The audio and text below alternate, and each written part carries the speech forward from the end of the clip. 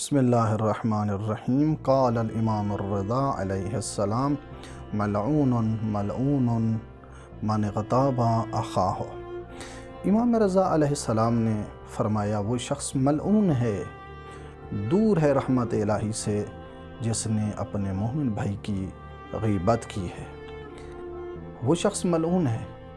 جو شخص ملعون ہے وہ در واقع خدا کی ولایت سے خارج ہو کر شیطان کی ولایت میں داخل ہو جاتا ہے، اور جو شخص شیطان کی ولایت میں داخل ہوتا ہے اس کے عواقب اور اس کے نتیجہ مشخص ہے۔ شیطان عدو و مبین ہے، شیطان دشمن ہے انسان کا، تو جو کام شیطان نے کرنا ہے اس انسان پر وہی چیز، اس کا مقصد اس شخص کے شیطان کا دشمنی ہے انہوں نے، کیونکہ دشمن ہے، عدو مبین ہے۔ لہٰذا امام رضا علیہ السلام نے فرمایا شخص ملعون ہے جنہوں نے غیبت کی ہے، اور اس غیبت کے اثرات ہیں۔ بعض اثرات دنیا میں ظاہر ہو جاتے ہیں اور بعض اثرات آخرت میں ظاہر ہوں گے۔ جو دنیا میں ان کے اثرات ہیں ان میں سے ایک اثر غیبت کرنے والے شخص کے لیے یہ ہے کہ اس کی 40 دن تک نماز قبول نہیں ہے۔ 40 لیلہ، 40 دن تک اس کی کوئی نماز، روزہ اگر حج انجام دی ہے اس 40 دنوں میں تو یہ بھی قبول نہیں ہے۔ اگر روزہ رکھا ہے روزہ قبول نہیں ہے، نماز قبول نہیں ہے، نیکیاں اس کی قبول نہیں ہیں، مگر یہ کہ توبہ کرے، توبہ کی ہے تو وہ شخص جن کی غیبت کی ہے وہ بھی ان کو بخش دے، تب اس کے لیے کوئی راہ حل ہے۔ یہ ایک اثر ہے غیبت کرنے کا، جو انسان کتنی زحمت کتنی تکلیف اٹھاتا ہے، تو کسی کی غیبت کرنے میں اس کے تمام اعمال نابود ہو جاتے ہیں۔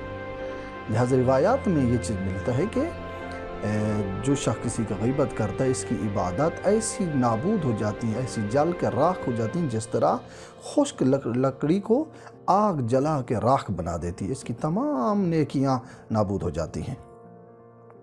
دوسرا اثر اس کا دنیا میں غیبت کا وہ یہ ہے کہ انسان کی عبادت کی اہمیت ختم ہو جاتی ہے۔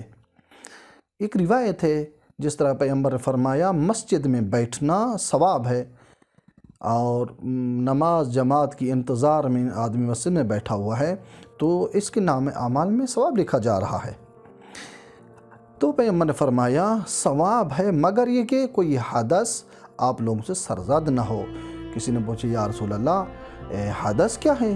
پیغمبر نے فرمایا غیبت اگر کرو گے تو یہ مسجد میں بیٹھنا جو عبادت کے لیے کہا گیا ہے، ثواب کہا گیا ہے، تو اس وقت یہ ثواب باقی ہے جب کسی کی غیبت آپ نہ کریں۔ اگر غیبت کی یہ ثواب سب نابود ہو جاتا ہے، مٹ کے اور راکھ بن جاتا ہے، تمام نیکیاں آپ کی قابل قبول نہیں ہے۔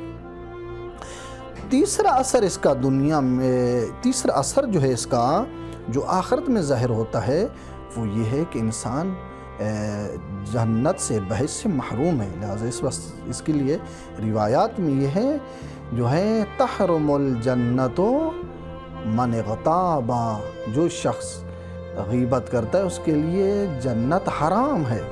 لہٰذا امام صادق سے روایتیں فرماتے ہیں 3 لوگوں کے اوپر جنت کو اللہ نے حرام قرار دیا ہے۔ ایک وہ شخص جو چغل خوری کرتا ہے، اس کے لیے جنت حرام ہے۔ دوسرا وہ شخص جو کیا کرتا ہے، کسی کا غیبت کرتا ہے، اس شخص پہ بھی جنت حرام ہے۔ تیسرا وہ شخص جو کیا ہوتا ہے ہمیشہ شراب پیتا ہے، اس شخص پہ بھی جنت حرام ہے۔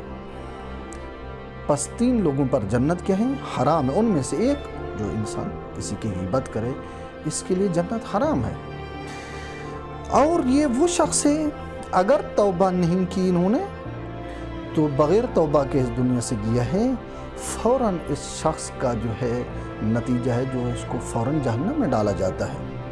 اگر توبہ کی، توبہ کے بعد اس دنیا سے گیا ہے، آخری انسان ہوگا جو جنت میں داخل ہوگا۔